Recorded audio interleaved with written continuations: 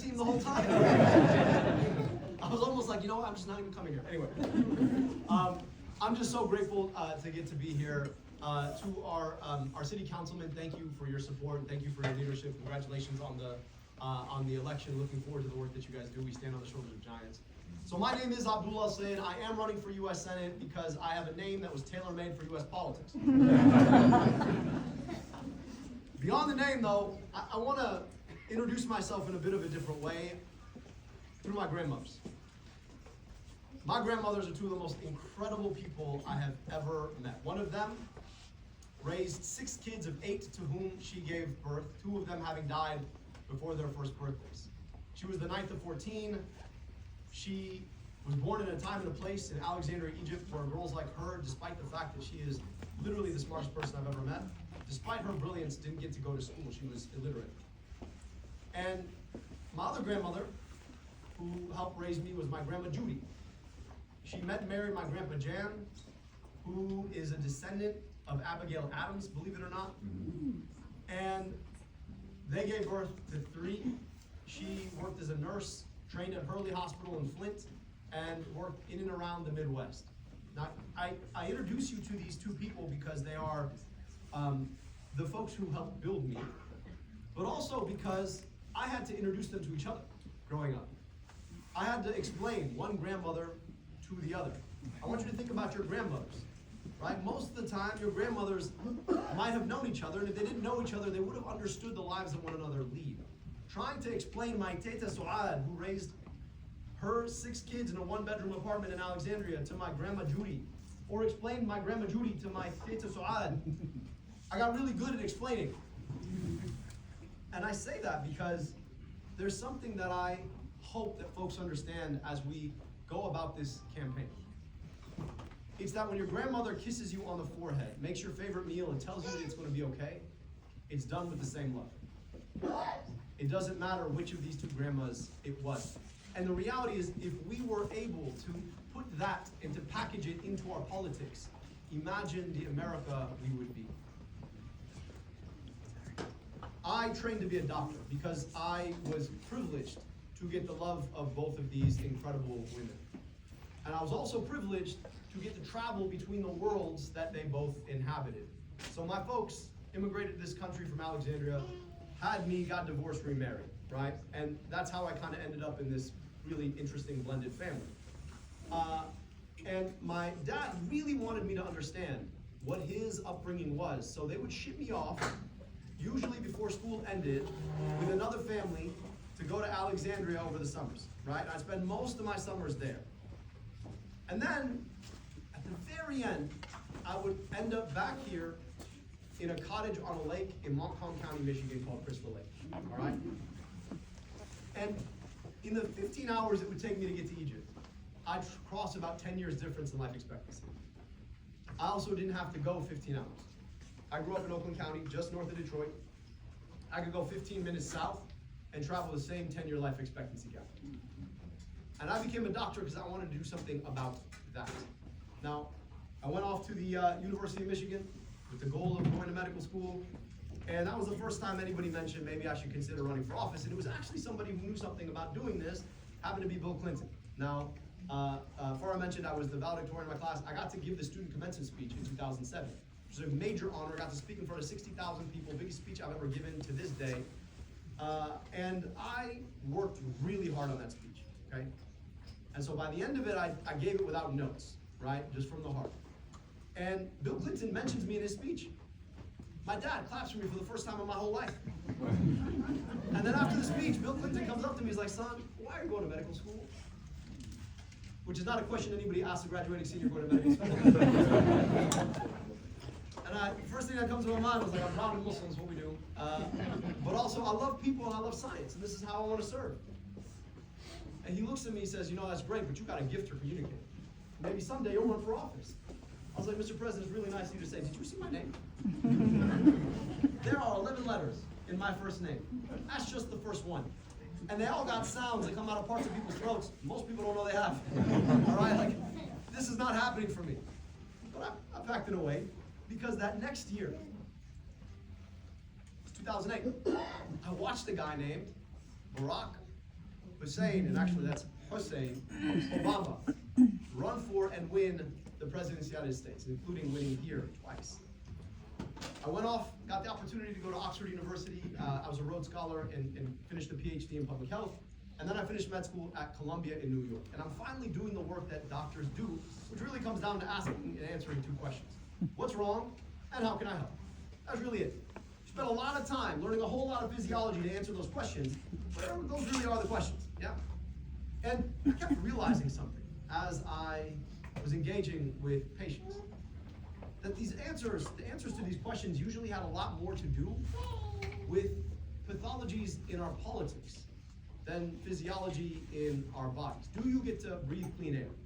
Do you get to drink clean water? Can you walk in your community without being victimized by a neighbor or the state itself? Can you even see a doctor if you get sick in the first place?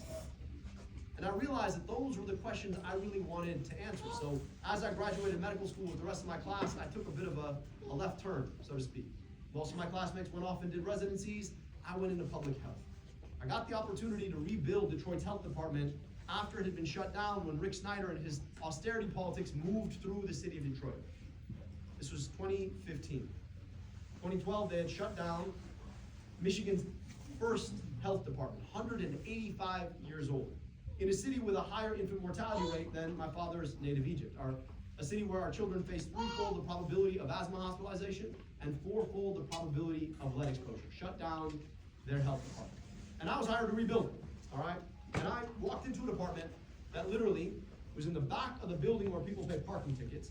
We had a room about half this size and had about 150 employees, in theory, working out of that building who had just come back from a nonprofit, all right? So I'd spent 7 years of grad school learning all the theory about public health. It turns out the practice is a lot different. And I didn't know where to start. And I'm on my third week of work. I'm not so sure that this is actually a doable job. I got to meet this little boy. He was 3 years old, fourth child of a 21-year-old mom, met his father probably 4 times in his life because his dad's in jail. But this kid, he had this like uncommon confidence. I can say this with some authority, given that I have a daughter who's about to turn 3. That usually when you meet a 3-year-old, the interaction goes something like this. Kid looks up, makes eye contact with you, realizes they don't know who you are, and then buries their face back in their chair. This kid didn't do that. This kid walks right up to me, gives me a big handshake and a big hug, walks back to his mom. I'm sitting here flabbergasted. I'm like, this is either the most rational or the most confident 3-year-old I've ever met in my life. But I couldn't help but contrast that confidence to the circumstances in which this boy was growing up. And in that moment, that kid taught me more about public health, frankly, more about government, than I'd learned in all 7 years of grad school. And that's this. If nothing else, the work of government ought to be about justifying the kind of confidence that any child should have in the life that he or she is going to live. So we set about to rebuilding that department around kids. One of the first things we realized was that our kids, 30% of them who tested positive for needing glasses would come back testing positive again next year. Meaning we knew they needed glasses, nobody got them a pair of glasses. So we put optometrists in vans outside of schools, so as soon as a kid would screen positive for vision deficits, we would get them fully tested, and then we could guarantee them a pair of glasses delivered at school within 2 weeks of a vision test. That program, since we brought it to the city of Detroit for the first time, it's done 50,000 pairs of glasses statewide. After the Flint water crisis.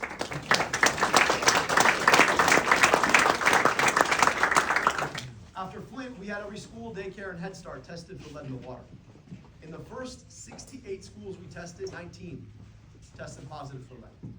We got them all on a pathway to being lead-free, but also got the ability to sort of step back, and I got to work with folks like Dr. Mona, who had first uncovered the Flint water crisis, to rewrite the state's lead policy overall. Marathon Petroleum. If you ever drive, I guess if you guys go south from here into Ohio, you don't take I-75, do you? But if you ever drive around the city of Detroit, and I-75, you'll see the skeleton city, all right? It's got this weird Pistons basketball. That's a Marathon Petroleum refinery. They're the biggest polluter in the most polluted zip code in the entire state of Michigan. And they had applied to raise their emissions of sulfur dioxide, despite the fact that the EPA had already ruled that there was too much sulfur dioxide in the air. So we were able to work with the local community, and together we forced them to invest $10 million of their own money to reduce their emissions when they had wanted to increase them.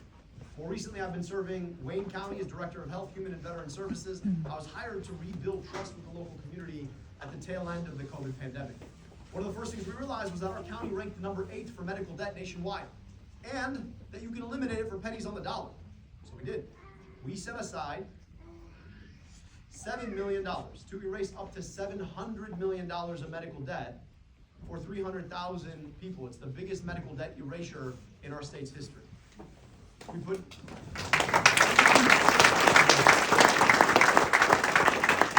quality monitors in 100 different locations so folks get real-time information about the air they were breathing. We put Narcan, life-saving anti-overdose medication, in 100 vending machines for free. So you can pick it up. That program's already done 20,000 kits of Narcan across Wayne County, and it launched just last fall. All of that work, right? When I think about that work, I think my grandmother would be pretty proud of both of them. And I'm never going to forget the day. Feels like 11 years ago, it was more like 11 months ago, when the Trump administration froze federal funds. You guys remember that? In January? I'm looking at all the line items in my budget that have been frozen. WIC, food on the table for moms and babies, frozen. Federally qualified health centers, the last line of healthcare, frozen. Vaccines, frozen. And at the same moment, right then and there, I get a push notification on my phone that after his long career, our current U.S. Senator, Gary Peters, is not seeking re-election. There's going to be an open U.S. Senate seat. And the question I had to ask myself at that moment right then was, where is the fight for the public's well-being? Where do we go from here? And given all that this administration has done, whether it's cutting Medicaid, cutting subsidies for the ACA, breaking down our public health infrastructure, I think we need that kind of leadership in the U.S. Senate right about now. And so we are running a campaign that takes the public's well-being and puts it at the front and center of what our government ought to be about doing in the first place. And to me, that means doing 3 simple things. Number 1, we've got to get money out of politics. We've got to take on the Citizens United regime that's told us that corporations are people and that their money is speech. Because guess what? Corporations can't tell you who their first kiss was. They can't tell you why they named their first kid what they named them. Right? They are not people. And if money is speech, then they got a whole lot more speech than the rest of us. And I think it is high past time for us to demonstrate how insane that is and take that fight on to decorrupt our politics. Number 2, we got to do that in order to put more money back in people's pockets. What does that mean? Of course, we need to raise the minimum wage. Of course, $7.25 an hour is insane in this economy. But it's also about fighting for the dignity of unions. Unions gave us the middle class. They created the 40-hour work week. And right now, as we watch the economy shift and grow, we need to make sure that union organizing is strong and empowered in every major sector of our society. We've also got to rebuild our economy so that we put small businesses at the fore. This is an incredible small business. It creates jobs for people in this community. And when Amy goes home, right, she's not thinking about how to protect her money in a place in Delaware. She's a lot more interested in making sure that this community stays vibrant because, of course, the people who walk in here are not just her customers, they are her community. The people who work here are not just her workers, they are her community. And so instead of continuing to give tax cuts to huge corporations and the billionaires who run them, I think we need to make it easier to build and scale small businesses. In order to do that, guess what we could do? I think we could tax billionaire wealth.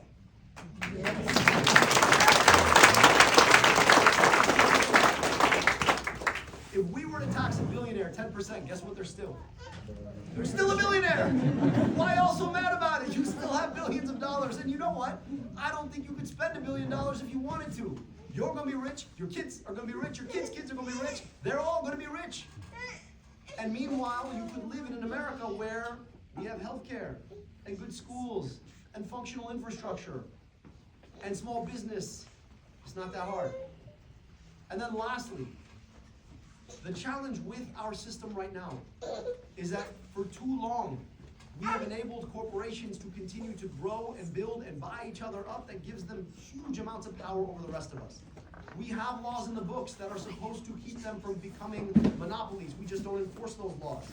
And so I think we've got to start enforcing antitrust legislation again so that you actually can compete with huge companies.